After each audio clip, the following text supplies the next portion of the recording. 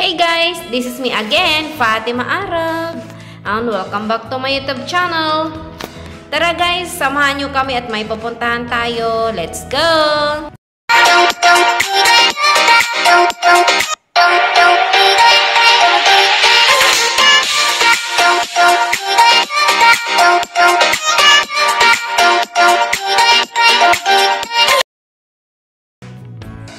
So this is it guys, sila yung makakasama natin papunta sa Sitio Nara, Barangay Dato Ito Andong, Calamansig, Sultan Kudarat. Actually madami po tayo guys, nauna na po yung mga kasamahan namin. So sila po yung naiwan na kasama namin naglalakad. So yan guys, pupuntahan na po namin yung sasakyan namin sa may tabing dagat.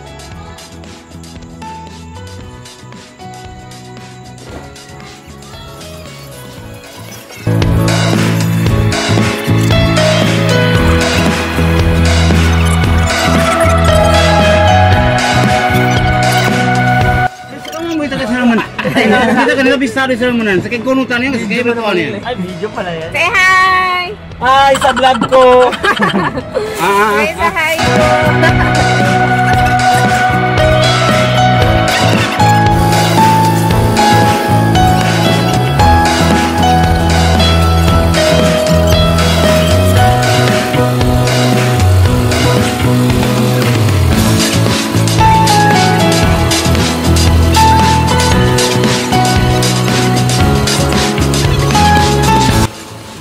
Ayan siya guys, from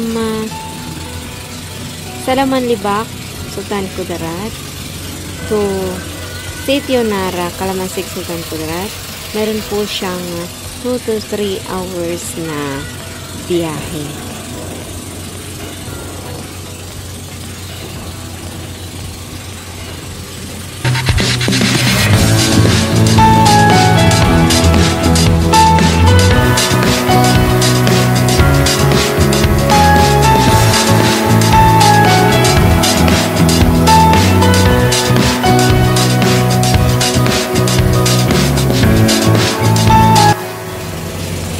Enjoy na namin to guys. Masarap. Sumakay sa laking bangka. Yan. Makakakita ka pa ng isda na tumalangan. Or yan. Sila guys. Isda yan siya guys.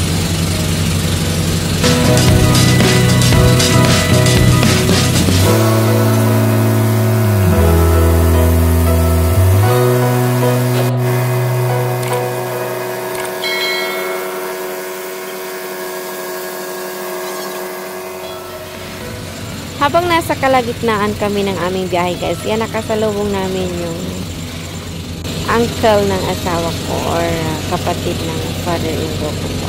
Yan, utawang-tawa siya.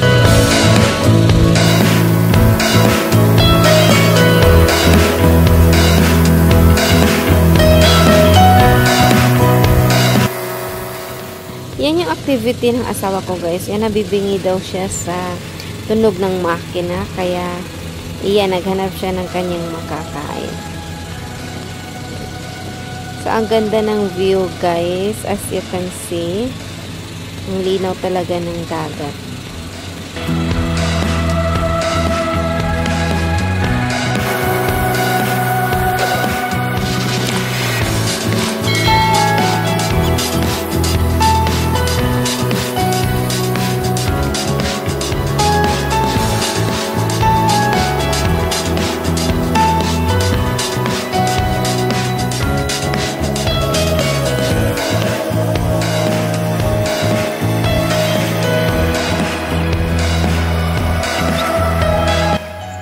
Finally guys, dumating na nga kami sa Sitio Nara, Barangay Dato Ito Andong, Calamansig, Sultan Kudarat. So yan, nagsimula na nga silang manguhaan ng kahoy. Ayan.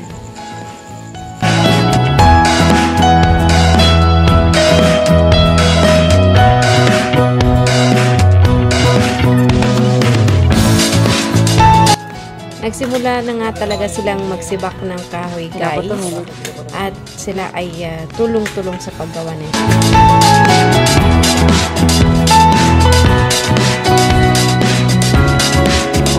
Nagpamo tara.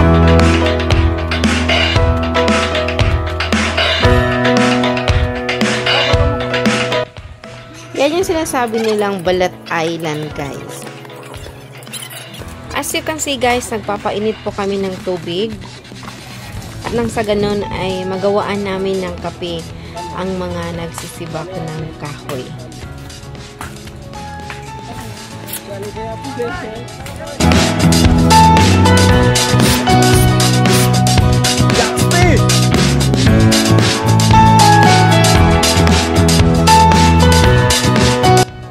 Siya si John Emmanuel, guys. Napagod siya sa pagsisibak ng kahoy kaya nagpahinga muna siya saglit.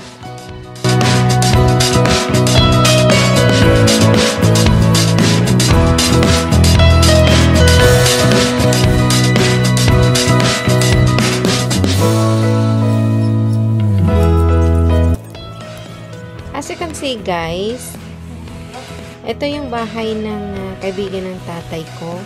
Ito naman yung sa anak niya na nasa abroad. Ayan siya, inaantay lang namin kumulo ang tubig. Iya, meron kaming bagoong na napakasarap. Ganyan na yung...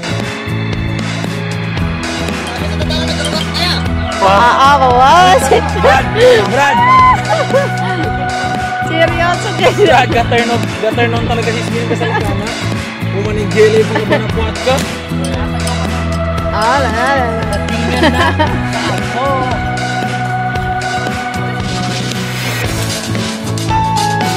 Kasi mo ang ambisyo. Talikod ng kameran nako. Ako bang gato. Ang karulo. Isa sa mga batang nakilala ko doon sa Nara. Sobrang napaka-jolly ng batang ito. Sa tuwing siya ay nagsasalita, guys, ay talagang matatawa ka kasi sobrang napakatanda kung mag-isip. Ito ka ba lodas mo?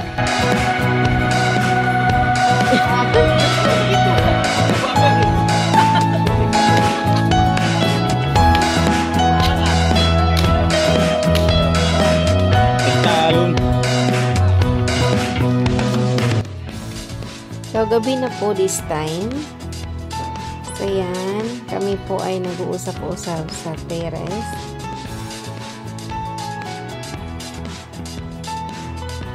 Ayan. Nagluto po sila ng aming dinner.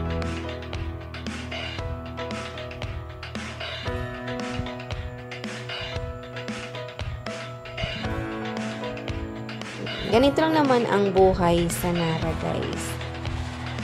So, talagang hindi ka maghihirap pagdating sa isda. Kasi napaka-presko ng mga isda doon. So, yan. Hindi ka naman problemang bumili ng isda mo or ulamin mo para sa breakfast, lunch, and dinner. Kasi malapit lang sa dagat at mabilis lang manguha ng isda. Ayan, ang sarap niyan, guys. Kung matitikman nyo lang po.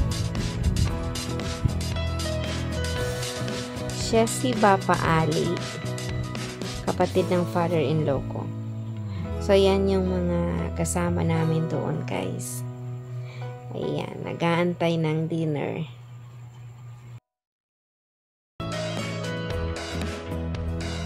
So, yan siya, guys, after ng dinner namin.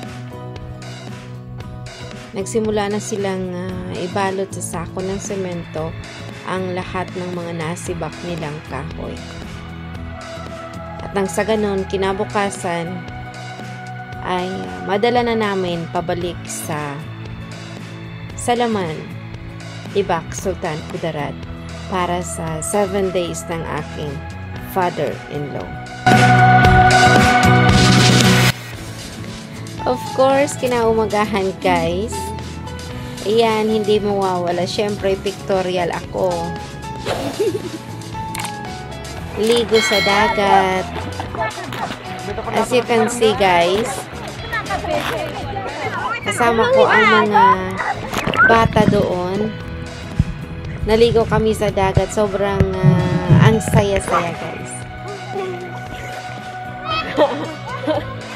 Tuwang-tuwa sila kasi nalalagay daw sa ilalim yung mobile ko, kaya nakukunan namin ang aming activities.